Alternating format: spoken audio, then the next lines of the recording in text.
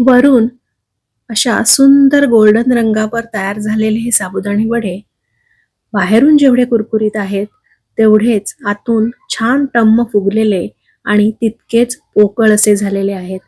अतिशय सुंदर पद्धतीने तयार झालेले हे साबुदाणे वडे मी तळून केलेले नाहीयेत, तर हे मी बनवलेत एअर फ्रायरमध्ये. ज्यांना चमचमीत खाण्याची आवड तर खूप आहे, पण तळलेले पदार्थ, भरपूर तेल आणि भरपूर तूप वापरून केलेले पदार्थ खाऊ शकत नाहीत, अशांसाठी एअर फ्रायर हे तर एक वरदानच आहे. आजचा हा व्हिडिओ कुठल्याही एअर फ्रायरची जाहिरात नसून उपवासाचे पदार्थ देखील आपण किती सुंदर पद्धतीने एअर फ्रायरमध्ये कमीत कमी तुपाचा वापर करून करू शकतो, हे दाखवण्यासाठी केलेला एक छोटासा प्रयत्न आहे.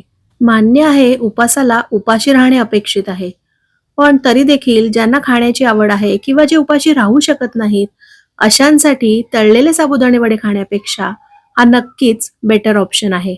चला तर मग असे न तळता केलेले कुरकुरीत साबुदाणे वडे बनवायला सुरुवात करूया. नमस्कार, मी अमिता. पालकर्स किचनमध्ये तुम्हा सगळ्यांचं स्वागत. तर हे साबुदाणे वडे करण्यासाठी आपल्याला सगळ्यात आधी साबुदाणा भिजवणं तर भाग आहे. म्हणून मी 1 वाटी साबुदाणा घेतलेला आहे, म्हणजे मेजरिंग कपनी 1 कप घेतलेला आहे. तो आपल्याला 2 पाण्याने स्वच्छ धुवून घ्यायचा आहे आणि रात्रभर भिजत ठेवायचा आहे. तुम्ही सकाळी वडे करणार असाल तर रात्री भिजत घाला, संध्याकाळी करणार असाल तर सकाळी भिजत घाला. पण साधारण 6 ते 7 तास साबुदाणा नक्की भिजवा.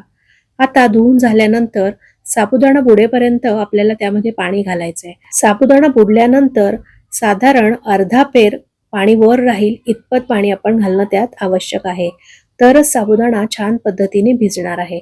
आता हा मी रात्रभर असाच झाकून ठेवणार आहे आणि दुसऱ्या दिवशी ह्याचे वडे करायला घेणार आहे. आता हा साबुदाणा साधारण 7 ते 8 तास भिजल्यानंतर तुम्ही बघू शकताय अशा प्रकारे पूर्णपणे फुललेला आहे.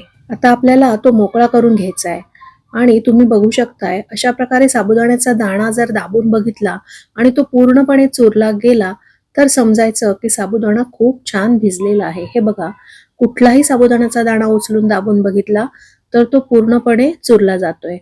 आता हे वडे करण्यासाठी मी इथे 4 बटाटे उकडून घेतलेले आहेत. त्याची सालं काढून आपल्याला ते स्मॅश करून घ्यायचे आहेत. बटाटे तुम्ही किसूनही घेऊ शकता, पण जर तुमच्याकडे पावभाजी स्मॅशर असेल किंवा पोटॅटो स्मॅशर असेल, त्यांनी अशा प्रकारे ते चुरून घेतले तरी सुद्धा चालू शकतं.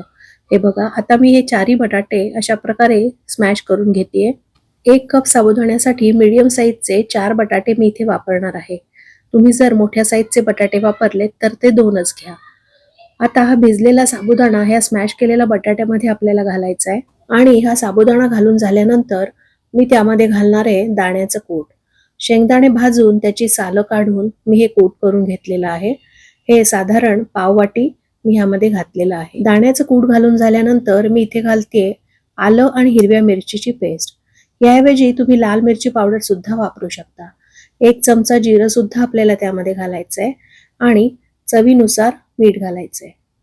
आता मीठ घालून झाल्यानंतर हे सगळे पदार्थ आपल्याला हातानेच मिक्स करून घ्यायचे आणि छानपैकी ह्याचा गोळा मळून घ्यायचा आहे.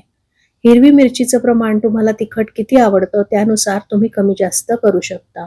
आणि हो, ह्यापैकी जर कुठला पदार्थ तुम्ही उपवासाला खात नसाल तर तो स्किपही करू शकता. कारण काही लोक उपवासाला जिरं खातात, काही लोक नाही खात. काही लोक उपवासाला आलं खातात, काही जण नाही खात. प्रत्येकाचे नियम हे वेगवेगळे असतात. त्यामुळे तुम्ही जे खाता त्यानुसार तुम्ही ह्यात पदार्थ ऍड करू शकता. हा साबुदाणा खूप छान भिजलेला आहे, त्यामुळे आपल्याला हा गोळा मळताना पाणी घालण्याची अजिबात आवश्यकता नाहीये. आणि बटाटे सुद्धा मी आत्ताच उकडवून घेतलेले आहेत, त्यामुळे तेही ओलसर आहेत आणि म्हणूनच हा गोळा पाणी न घालता खूप छान प्रकारे तयार होणार आहे. बटाटे जर तुम्ही आदल्या दिवशी उकडून फ्रीजमध्ये ठेवलेले असतील तर मात्र ते ड्राय होतात आणि अशा वेळी तुम्हाला थोडंसं पाणी त्यात घालावं लागतं. पण आत्ता मी हे ताजे ताजेच बटाटे उकडून घेतल्यामुळे ते ओलसर आहेत आणि म्हणूनच मी ह्यामध्ये पाणी आता अजिबात घालणार नाहीये. हे बघा, थोडंसं मळून झाल्यानंतर अशा प्रकारे आपण गोळा त्याचा करू शकतो इतपत आपल्याला ते मळून घ्यायचंय. आणि जर असा गोळा होत नसेल तर मात्र तुम्ही थोडंसं पाणी लावून ते मळा. हे बघा, अशा प्रकारे टिक्कीच्या शेपमध्ये आपल्याला हे वडे करून घ्यायचे. तुम्हाला जर असे चपटे वडे नको असतील तर तुम्ही त्याचे गोल गरगरीत गोळे केले तरी सुद्धा चालू शकतं. आता या सगळ्या मिश्रणाचे अशा प्रकारे वडे मी करून घेते आणि मग आपण ते एअर फ्राय करूया. हे बघा, अशा प्रकारे जेवढं आपण मिश्रण केलं होतं, म्हणजे 1 कप साबुदाणा घेतला होता, 4 बटाटे घातले होते, त्या मिश्रणाचे असे 20 ते 22 गोळे तयार झालेले आहेत. मी हे छोट्या आकाराचे केलेत म्हणून 20-22 झालेले आहेत. तुम्ही मोठे केलेत तर थोडेसे कमी होऊ शकतात. आता एअर फ्रायर आपल्याला प्रीहीट करून घ्यायचा आहे. कुठलाही बेकिंगचा पदार्थ करताना जसं आपण ओव्हन प्रीहीट करून घेतो, त्याचनुसार एअर फ्रायर सुद्धा प्रीहीट करावा लागतो. हा ऑन केल्यानंतर 180 डिग्री आणि 1 मिनिट हे त्याचं बाय डिफॉल्ट सेटिंग आहे. इथे आपण टेम्परेचर वाढवू शकतो आणि ह्या 2 बटनांनी आपण टायमर सेट करू शकतो. आता मी हा एअर फ्रायर 2 ते 3 मिनिटं प्रीहीट करून घेणार आहे. त्यासाठी मी फुल म्हणजेच 200 डिग्रीवर तो प्रीहीट करणार आहे. हे बघा, आता 200 डिग्री मी सेट केलेला आहे आणि साधारण 3 मिनिटं मी तो प्रीहीट करणार आहे. इथे मिनिटांचं बटन आहे. आपण हा अप ॲरो आहे त्याने आपण मिनिट वाढवू शकतो. हे बघा, आता 3 मिनिटं मी सेट केलेली आहेत आणि आता आपल्याला तो ऑन करायचा आहे. इथे आहे ऑनचं बटन, ते मी ऑन केलेलं आहे आणि ऑन केल्यानंतर त्यामध्ये एक लाईट दिलेला आहे, तो सुद्धा चालू होतो. लाईट जर तुम्हाला नको असेल तर तुम्ही तो ऑफही करू शकता. लाईट ऑफ करण्याचं बटन सुद्धा यामध्ये आहे. हे बघा, हे बटन जे आहे ते लाईट ऑफ करण्याचं आहे. ते प्रेस केलं की लाईट ऑफ होतो. जेव्हा गरज असेल, आपण आत पदार्थ ठेवला असेल आणि आपल्याला तो बघायचा असेल तेव्हाच लाईट ऑन करायचा, एरवी तो बंद ठेवायचा. हे बघा, अशा प्रकारे ते बटन प्रेस केलं की लाईट ऑन होतो आणि पुन्हा एकदा प्रेस केलं की तो ऑफ होतो. आता मी 3 मिनिट प्रीहीट करायला ठेवला होता, त्यापैकी काही सेकंदच राहिलेली आहेत आणि जेव्हा हे वेळ संपेल तेव्हा तो ऑटोमॅटिक ऑफ होईल. हे बघा, एंड आलं म्हणजे तो आता ऑफ झालेला आहे. आता तो चांगला प्रीहीट झालेला आहे. आपण हे जे वडे करून ठेवलेले आहेत ते आता आपण त्यामध्ये सेट करणार आहोत. एका बॅचमध्ये जेवढे वडे राहतील तेवढे आपण त्यामध्ये ठेवून घेणार आहोत. मी या वड्यांची साईज छोटी ठेवलेली असल्यामुळे साधारण 10 ते 12 वडे एका वेळेस आपण ठेवू शकतो. आता हे वडे यामध्ये सेट करून झाल्यानंतर मी त्यावर तूप लावणार आहे. इथे मी साजूक तुपाचा वापर करते. आपण हे उपवासासाठी बनवतोय म्हणून मी तूप लावते. तुम्ही एरवी बनवणार असाल आणि तेल लावलं तरी सुद्धा चालू शकतं. असं थोडं थोडं तूप ब्रशच्या साह्याने आपल्याला त्यावर लावायचंय, म्हणजे त्याला रंगही छान येतो आणि वरची जी त्याची लेअर असते ती मस्तपैकी क्रिस्पी होते. आणि हाच एअर फ्रायरचा सगळ्यात मोठा फायदा आहे. अशा प्रकारे तूप लावून झाल्यानंतर आता मी हे बास्केट एअर फ्रायर मध्ये ठेवणार आहे आणि पुन्हा एकदा टाइम सेट करणार आहे. मी मगाशी तुम्हाला ह्याची बटणं दाखवलेलीच आहेत. बाय डिफॉल्ट 180 डिग्री आणि 1 मिनिटाचं त्याचं सेटिंग आहे. आता मी 1 मिनिट जिथे आहे तिथे 5 मिनिटाचं टाइम सेट करणार आहे आणि डिग्री मात्र मी 180च ठेवणार आहे. हे ऑनचं बटन दाबल्यानंतर हा लाईट पेटलेला आहे आणि हा एअर फ्रायर चालू झालेला आहे. आपण जेव्हा तो ऑन करतो तेव्हा लाईट ऑटोमॅटिक चालू होतो, पण मी आत्ता हा बंद करणार आहे कारण 5 मिनिटं काही लाईट चालू ठेवण्याची गरज नाही. आता काही सेकंदच राहिलेली आहेत. हे बघा, आणि ही सेकंद संपली की हा ऑटोमॅटिक ऑफ होणार आहे. कुठलाही पदार्थ आपण जेव्हा एअर फ्रायर मध्ये करतो तेव्हा सुरुवातीला आधी कमीच टाइम सेट करायचं आणि नंतर एकदा चेक करून पुन्हा नव्याने दुसऱ्यांदा टाइम सेट करायचं. तेच जास्त योग्य ठरतं.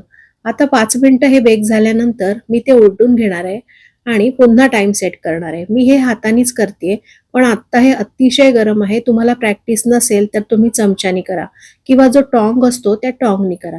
आता उलटून झाल्यानंतर दुसऱ्या साईडनी सुद्धा याला मी तूप लावणार आहे. याची खरं तर अजिबात आवश्यकता नाही, पण हे साबुदाणे वडे आहेत. साबुदाणा मस्तपैकी तूप लावल्यावर फुलतो आणि जास्त कुरकुरीत होतो, म्हणून ह्याला मी दोन्ही साईडनी तूप लावते. खूप कमी लावायचं आहे, पण थोडासा तुपाचा ब्रश मात्र त्यावर नक्की फिरवायचा आहे. आता तूप लावून झाल्यानंतर पुन्हा एकदा मी ते बेक करून घेणार आहे. दुसऱ्यांदा ठेवताना सुद्धा मी याचा टायमर 5 मिनिटावर सेट केलेला आहे आणि डिग्री मात्र 200 केलेली आहे. 200 डिग्रीमुळे त्याला मस्त रंग येईल. आता 200 डिग्रीवर 5 मिनिटं ठेवल्यानंतर तुम्ही बघू शकताय त्याला मस्त गोल्डन रंग आलेला आहे आणि प्रत्येक साबुदाणा वडा सेम रंगावर बेक झालेला आहे, म्हणजेच एअर फ्राय झालेला आहे. तळण्याची अजिबात गरज नाही. न तळताही इतका सुरेख, कुरकुरीत आणि मस्त गोल्डन रंगाचा असा साबुदाणा वडा तयार करता आलेला आहे. आणि 5 मिनिटांनी आपण ते उलटले होते त्यामुळे दोन्ही बाजूनी त्याला सारखाच रंग आलेला आहे. तुम्ही बघू शकताय किती सुंदर हा साबुदाणा वडा झालेला आहे. आहे की नाही एकदम मस्त रेसिपी. ज्यांना डीप फ्राय पदार्थ खायचे नाहीयेत किंवा जे कॅलरी कॉन्शियस आहेत त्यांच्यासाठी हा उत्तम पर्याय आहे. आज मी तुम्हाला एअर फ्रायमध्ये साबुदाणे वडे किती छान प्रकारे करता येतात याचा व्हिडिओ शेअर केला. यामागे कुठल्याही एअर फ्रायर कंपनीची जाहिरात करणे हा हेतू नसून एअर फ्रायर मध्ये सुद्धा आपण कमी तेलात, कमी तुपात किती छान प्रकारे पदार्थ करू शकतो हे दाखवणे हाच हेतू होता. तुम्हाला आजची ही रेसिपी कशी वाटली? माझा हा प्रयत्न कसा वाटला? ते मला कमेंट करून नक्की सांगा. आणि हो, ह्या चॅनलवरचा व्हिडिओ जर तुम्ही पहिल्यांदाच बघितला असेल, तर या चॅनलला लाईक, शेअर आणि सबस्क्राईब नक्की करा. आपण पुन्हा एकदा भेटूया अशाच एका छानशा व्हिडिओमध्ये. तोपर्यंत बाय.